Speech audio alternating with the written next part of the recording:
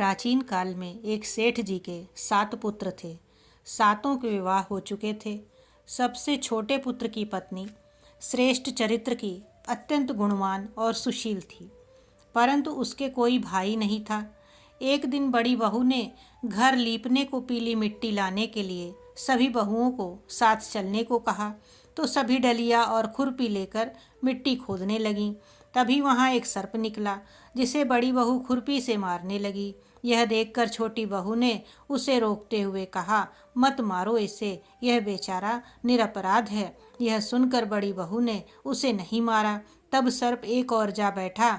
तब छोटी बहू ने उससे कहा, हम अभी लौट कर आती हैं, तुम यहाँ से जाना मत। यह कहकर वह सबके साथ मिट्टी लेकर घर चली गई और वहाँ कामकाज में फंसकर सर्प से जो वादा किया था उसे भूल गई। उसे दूसरे दिन वह बात याद आई तो सबको साथ लेकर वहाँ पहुँची और सर्प को उस स्थान पर बैठा देखकर बोली, सर्प भैया नमस्कार। सर्प ने कहा, तू भैया कह चुकी है इसलिए तुझे छोड़ देता हूँ, नहीं तो झूठी बात कहने के कारण तुझे अभी डस लेता। वह बोली, भैया मुझसे भूल हो गई, उसकी क्षमा मांगती हूँ। तब सर्प बोला, अच्छा तू आज से मेरी बहन हुई और मैं तेरा भाई हुआ, तुझे जो मांगना हो मांग ले। वह बोली, भैया मेरा कोई नहीं है, अच्छा हुआ जो तू मेरा भाई बन गया। कुछ दिन व्यतीत होने पर वह सर्प मनुष्य का रूप रखकर उसके घर आया और बोला कि मेरी बहन को भेज दो। सबने कहा कि इसके तो कोई भाई नहीं था, तो वह बोला, मैं दूर के रिश्ते में इसका भाई हूँ, बचपन में ही बाहर चला गया था। उसके विश्वास दिलाने पर घर के लोगों ने छोटी को उसके साथ भेज दिया। उसने मार्ग में बताया कि मैं वही सर्प हूँ, इसलिए तू डरना नहीं और जहाँ चलने में कठिनाई हो वहाँ मेरी पूँछ पकड़ लेना। उसने कहे अनुसार वैसा ही किया और इस प्रकार वह उसके घर पहुँच गई। वहाँ के धन ऐश्वर्य को देखकर वह चकित हो गई।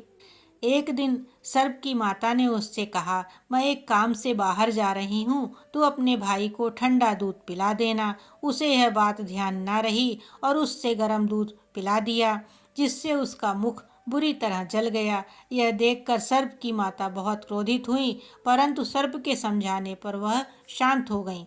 तब सर्प ने कहा कि बहन को अब उसके घर भेज देना चाहिए। तब सर्प और उसके पिता ने उसे बहुत सा सोना चांदी जवाहरात वस्त्र भूषण आदि देकर उसके घर पहुंचा दिया। इतना ढेर सारा धन देखकर बड़ी बहू ने ईर्ष्या से कहा, भाई तो बड़ा धनवान है, तुझे तो उससे और भी धन लाना चाहिए। सर्प ने यह वचन सुना तो सब वस्तुएं सोने की लाकर दे दी। यह देखकर बड़ी बहू ने कहा, इन्हें झाड़ने की झाड़ू भी सोने की होनी चाहिए। तब सर्प ने झाड़ू भी सोने की लाकर रख दी। सर्प ने छोटी बहू को हीरा मणियों का एक अद्भुत हार दिया था। उसकी प्रशंसा उस देश की रानी ने भी सुनी और वह राजा से बोली कि सेठ की छोटी बहू का हार यहाँ आना चाहिए। राजा ने मंत्री को हुक्म दिया कि उससे वह हार लाकर शीघ्र उपस्थित हो। मंत्री ने सेठ जी से जाकर कहा कि महारानी जी छोटी बहू का हार पहनेंगी, वह उससे लेकर मुझे दे दो। सेठ जी ने डर के कारण छोटी बहू से हार मंगाकर दे दिया। छोटी बहू को यह बात बहुत बुरी लगी। उसने अपने सर्प भाई को याद किया और आने पर प्रार्थना की, भैया रानी ने हार छीन लिया है, तुम कुछ ऐसा करो कि जब वह हार उसके गले में रहे तब तक के लिए सर्प बन जाए और जब वह मुझे लौटा दे तब हीरों और मणियों का हो जाए। सर्प ने ठीक वैसा ही किया। जैसे ही रानी ने हार पहना वैसे ही वह सर्प बन गया। यह देखकर रानी चीख पड़ी और रोने लगी। यह देखकर राजा ने सेठ के पास खबर भेजी कि छोटी बहू को तुरंत भेजो। सेठ जी डर गए कि राजा ना जाने क्या करेगा। वे स्वयं छोटी बहू को साथ लेकर उपस्थित हुए। राजा ने छोटी बहू से पूछा, तूने क्या जादू किया है, मैं तुझे दंड दूंगा। छोटी बहू बोली, राजन धृष्टता के लिए क्षमा कीजिए, यह हार ही ऐसा है कि मेरे गले में हीरों और मणियों का रहता है और दूसरे के गले में सर्प बन जाता है। यह सुनकर राजा ने वह सर्प बना हार उसे देकर कहा, अभी पहन कर दिखाओ। छोटी बहू ने जैसे ही उसे पहना वैसे ही हीरो मणियों का हो गया। यह देखकर राजा को उसकी बात का विश्वास हो गया और उसने प्रसन्न होकर उसे बहुत सी मुद्राएं भी पुरस्कार में दी। छोटी वह अपने हार और धन सहित घर लौट आई। उसके धन को देखकर बड़ी बहू ने ईर्ष्या के कारण उसके पति को सिखाया कि छोटी बहू के पास कहीं से धन आया है। यह सुनकर उसके पति ने अपनी पत्नी को बुलाकर कहा, ठीक ठीक बता कि यह धन तुझे कौन देता है। तब वह सर्प को याद करने लगी।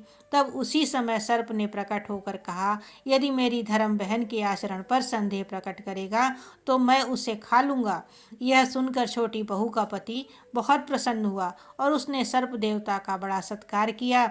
उसी दिन से नाग पंचमी का त्यौहार मनाया जाता है और स्त्रियां सर्प को भाई मानकर उसकी पूजा करती हैं। नाग पंचमी के दिन इस कथा को पढ़ने का विशेष महत्व है।